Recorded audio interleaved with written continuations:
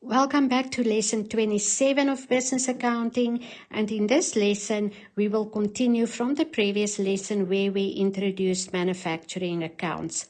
Now just a recap, when we look at manufacturing accounts, we will start with raw materials, from where we will go to work in progress and then finished goods, and then the next step will be cost of sales. This is, let's first look at the raw materials account. Now, my raw materials account will always start with an opening inventory. There's my opening inventory. Now, where will you get the opening inventory? That will be the closing inventory of the previous period. Now we started with our opening inventory. Remember, this was the previous period's closing inventory. And then we will add all the raw materials that we purchased. Now the opening inventory and the purchased inventory is now called raw materials available for use. And it's very important that you learn the format or study the format. So opening plus purchases will give you raw materials available for use. Then you will look at the end of the period what you still have in stock, and this will be called your closing raw materials inventory. Now, the difference between this amount or your balancing figure will then be the direct materials that you used and that you transferred into manufacturing as a manufacturing cost, and you will transfer it to work in process account. Now also remember, when the raw material is transferred as a manufacturing cost to work in process, we call that direct material. So raw materials are now called direct materials. Now, if we look at this diagram, we have our raw materials. We have the opening plus purchasing, that gave us raw materials available for use, less closing, and that was the direct materials used. This amount, the direct materials used, was then transferred to my work in process account. With this direct materials, I will then add my direct labor plus my manufacturing overheads, and this will give me my total manufacturing cost. But we will now we already looked at direct materials, and we will now transfer it to work in process. So we are now in work in process. We have the total manufacturing cost. Where did we get the total manufacturing cost? I took my direct materials that I got this amount from the raw materials account. I will also take my direct labor and my manufacturing overheads. These will all go to my work in process account. And then I will add my opening stock, the one that I had at the beginning of the year, and this will then give me my total work in process. Just to quickly recap, I have my total manufacturing cost plus my opening WIP will give you your total work in process or total WIP.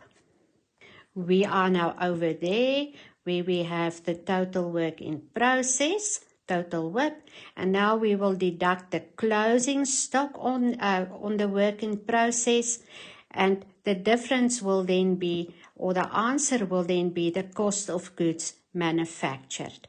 In other words, we had an opening plus my total manufacturing cost less my closing stock will give you your cost of goods manufactured. And the cost of goods finished during this period are then transferred to the finished goods account. This is just a recap of my work in progress account. I have total manufacturing cost plus opening WIP. That gave you total WIP less closing equals cost of goods manufactured.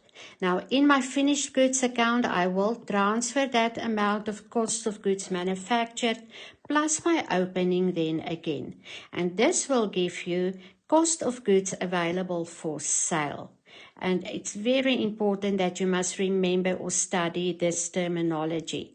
When I deduct the closing finished goods, I will get my cost of goods sold.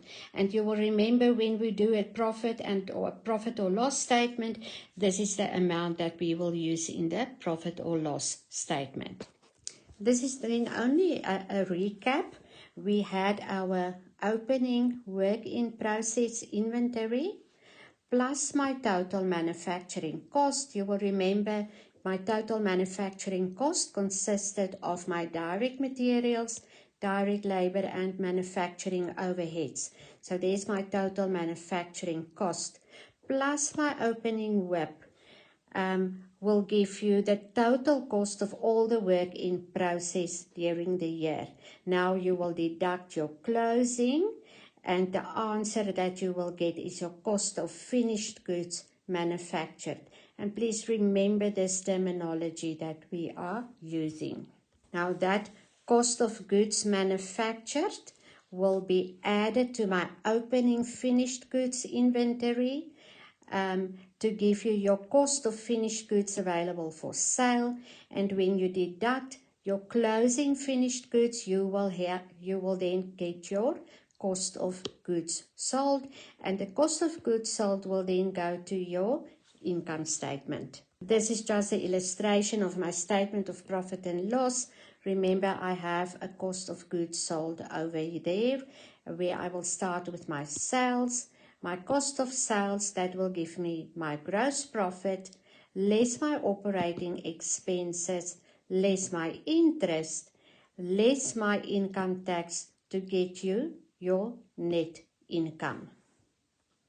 This is then an illustration of a cost of goods manufactured and sold statement. So we start with direct materials, my opening raw materials plus purchases of raw materials.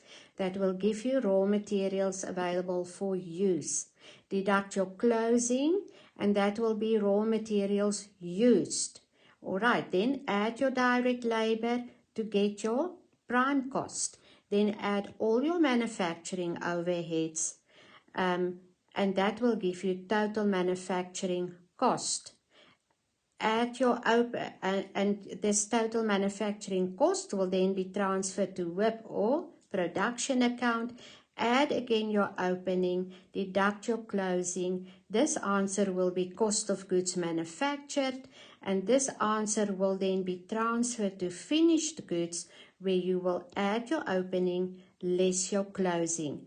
So what you can see in this example is that we will always start with the opening plus the issues or the purchases less the closing. So we start with direct materials or raw materials, then we take it to work in progress account. From work in progress or in work in progress, we have an opening less a closing, and we will take that to finished goods. In finished goods again, we have an opening less a closing, and this will give you your cost of goods sold.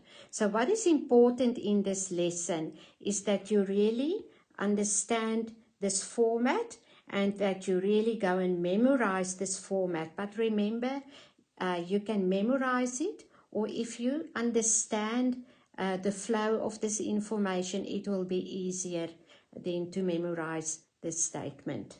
Thank you for joining for this lesson, and you will remember during this module we looked at an introduction to cost accounting, we looked at materials, we looked at labor, overheads, and now at the end we sorted all this information then to compile your manufacturing statements. And when I refer to manufacturing statements, remember, when we did financial accounting, you had to do journals. That was the books of first entry. From there, you also did the general ledger. And only at the end, you then compiled your statements. So in other words, it's really necessary that you understand a journal, how to do a journal entry. In other words, the debits and the credits. also how to do a GL or a general ledger account, and then at the end to compile the statements.